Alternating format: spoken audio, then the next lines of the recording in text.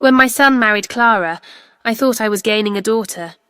She seemed polite, kind, and genuinely in love with my boy. But I learned soon enough that appearances can be cruel lies, because just 2 years later, I found myself standing outside my own home, watching her smile as she told me to leave.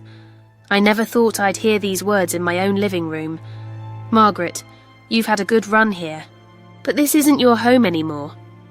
At first I laughed, thinking she was joking, but when she handed me a printed eviction notice, signed by her lawyer, the laughter died in my throat. Let me go back a bit. This house wasn't just wood and paint to me. My husband, John, and I bought it right after our wedding, 50 years ago.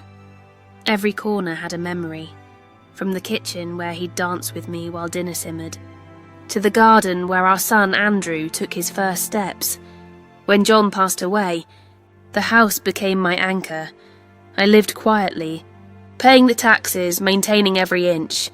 When Andrew married Clara, I welcomed her with open arms. She moved in after the wedding, and I made sure she felt like family. At least, until she started acting like she owned the place. It began subtly. She changed the curtains without asking, repainted the walls, rearranged furniture. Then she started referring to the house as our home, even when I was right there, but I stayed quiet. Peace, I told myself. Keep peace for your son. I didn't realize then that my silence was feeding her arrogance. Things worsened after Andrew got a promotion. They began talking about upgrading their lifestyle. One evening, I overheard Clara on the phone. "Yes, it's in our name now. The lawyer handled it. She doesn't even know." Those words froze me. In our name? What did she mean? When I confronted her, she smiled sweetly. "Oh, Margaret, don't worry. We're just sorting out some paperwork for taxes. Nothing to concern yourself with." But something inside me said she was lying. A week later, Andrew left for a business trip.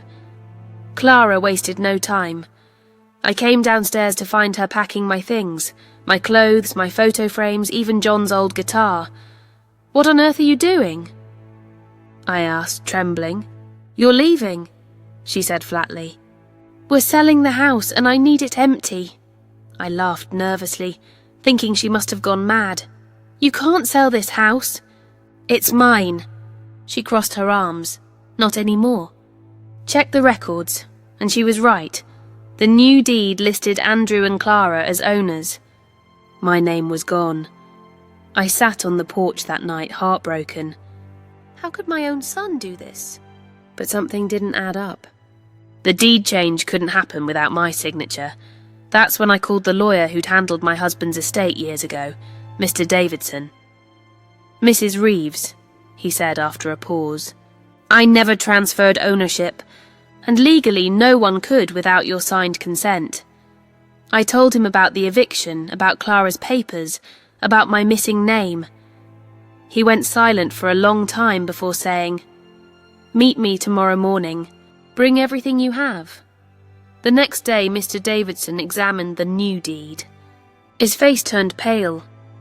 "These signatures are forged," he said, "and not very well." Apparently, Clara had copied my old signature from the will documents and filed fake transfer papers, pretending I had gifted the property to Andrew and her. It was a crime, but one that could be undone. When Andrew came home from his trip, I didn't yell. I didn't scream. I simply asked him one question. "Did you know Clara forged my name?" He looked shocked. "What? No!" "She said you gifted the house to us. I thought you wanted us to have it." That's when I showed him the proof, the forged document, the lawyer's statement, the police report. His face fell apart. "Mom, I'm so sorry. I didn't know." A week later, we met Clara and her lawyer in Davidson's office. She came in confidently, ready to finish her eviction, but Mr. Davidson slid a document across the table and said calmly, "Mrs. Reeves isn't leaving. You are, because she's the real owner." Clara's face drained of colour. "That's impossible." she stammered. "Not at all," Mr. Davidson replied. "Forgery carries prison time. I'd suggest you leave voluntarily." Andrew didn't say a word. He just looked away, ashamed. When Clara realized she had no way out, she left, quietly, humiliated and empty-handed. Andrew stayed for a while, helping me fix what she'd damaged. We rebuilt our trust slowly. It wasn't easy, but he never let her back into this house. Sometimes, I still walk through the garden and think of John, of the promise we made to protect our home and the love it carried. I kept that promise. I learned something powerful.